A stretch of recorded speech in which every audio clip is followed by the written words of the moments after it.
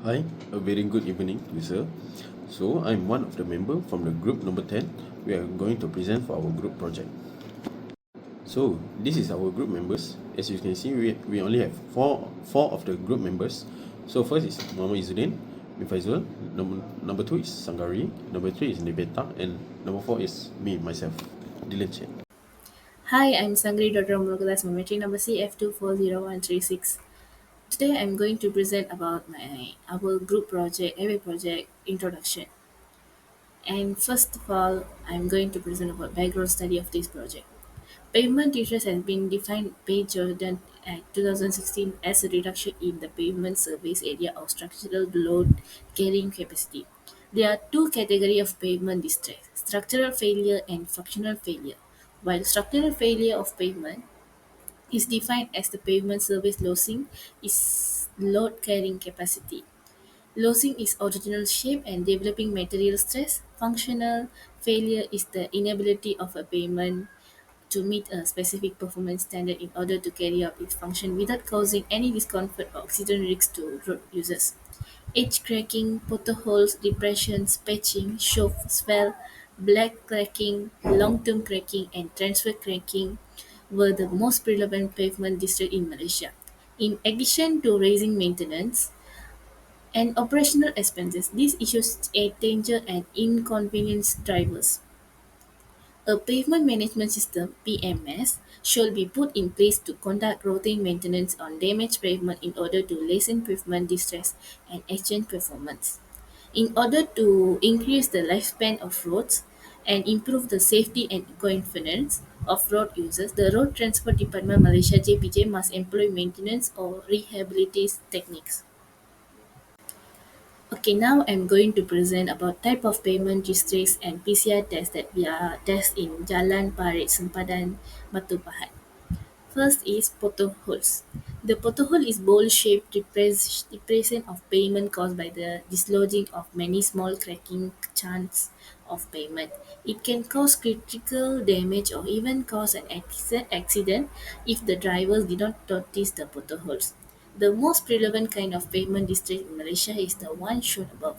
Therefore, to determine the pavement quality, the Pavement Quality Index (PCI) test is required.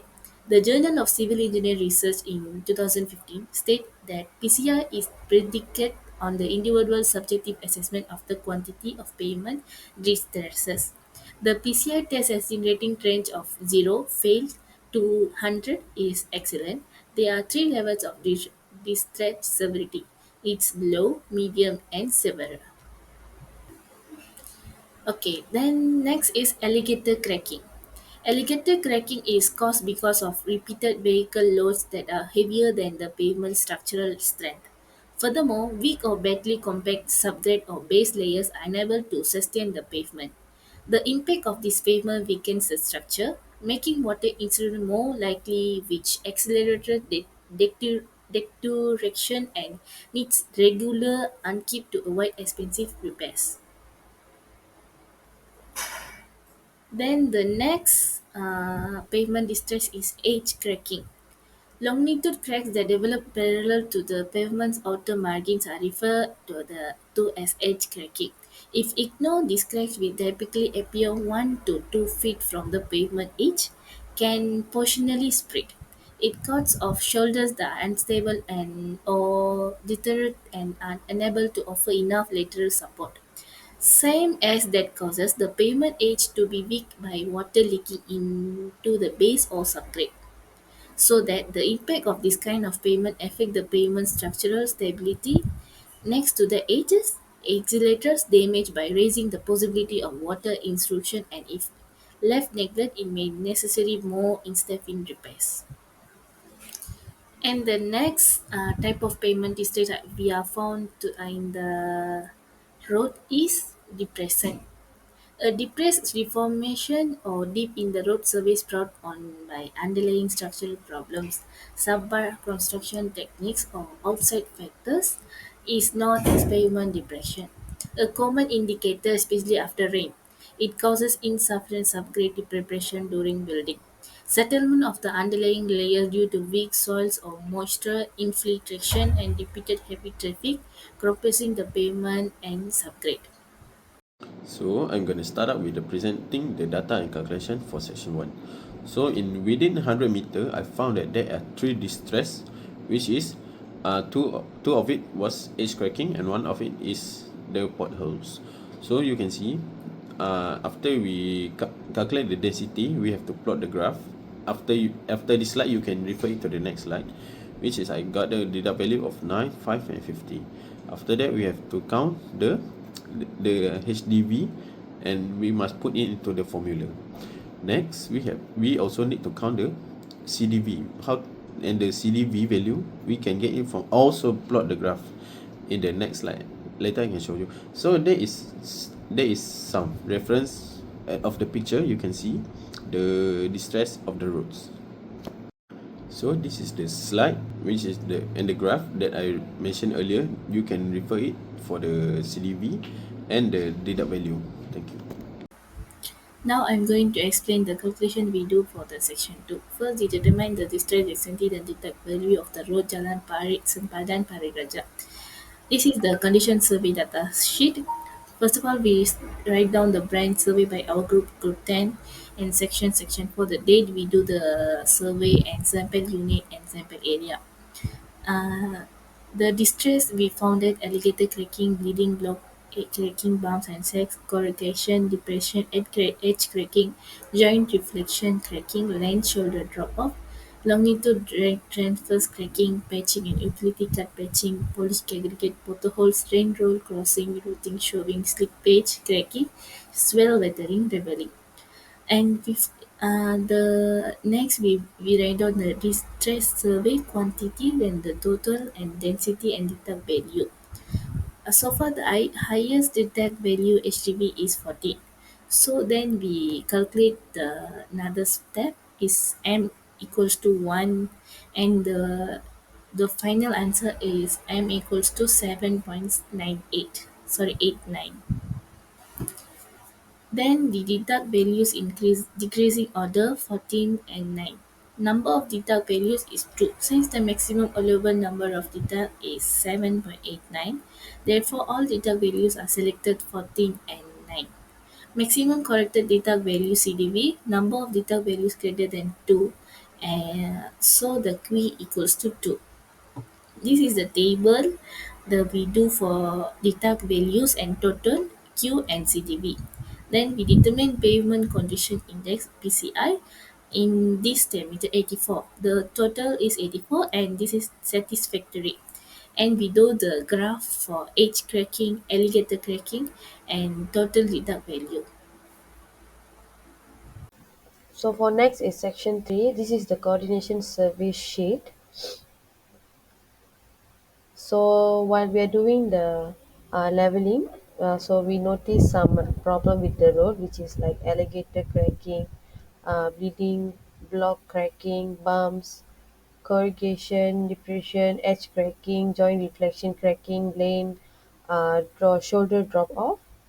Also like longitudinal tunnels cracking, patching, polished aggregate, potholes, rail crossing, and many more.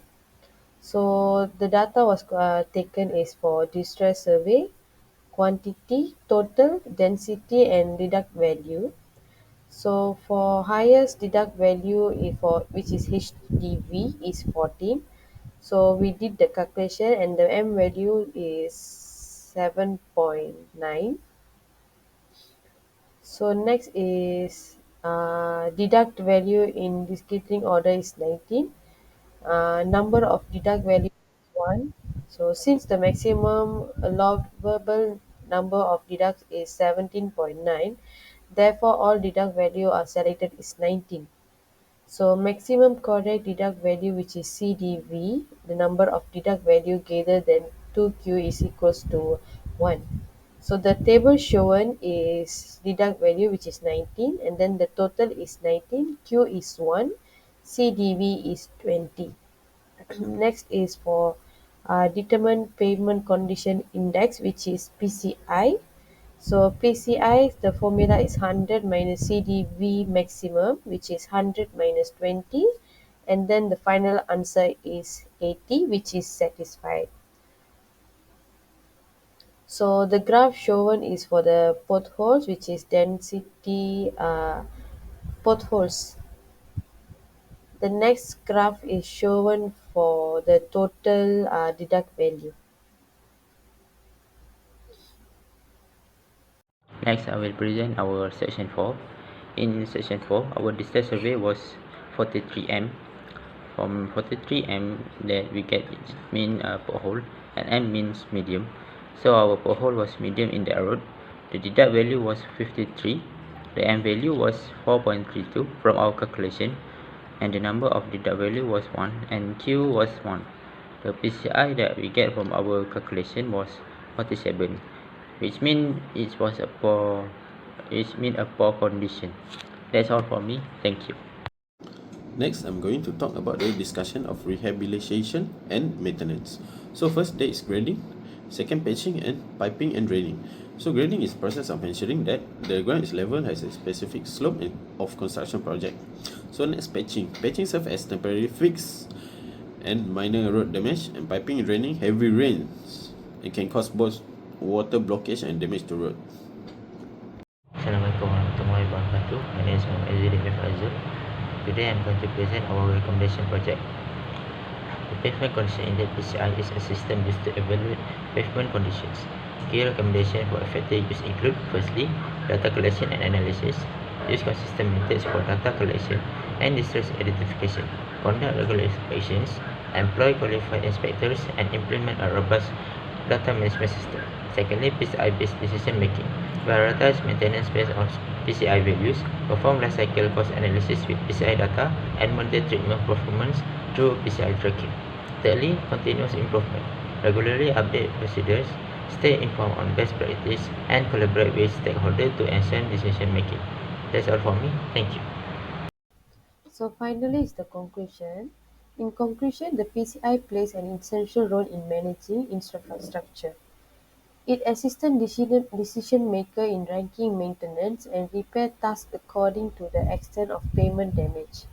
Through our regular tracking and adjusting of PCI scores, local governments and transportation organizations can prolong pavement durability, ensure budget management, and guarantee safer travel experience for the road user. So additionally, consistent utilization of PCI data facilities better informed and more economical long-term strategies of payment upkeep and restoration.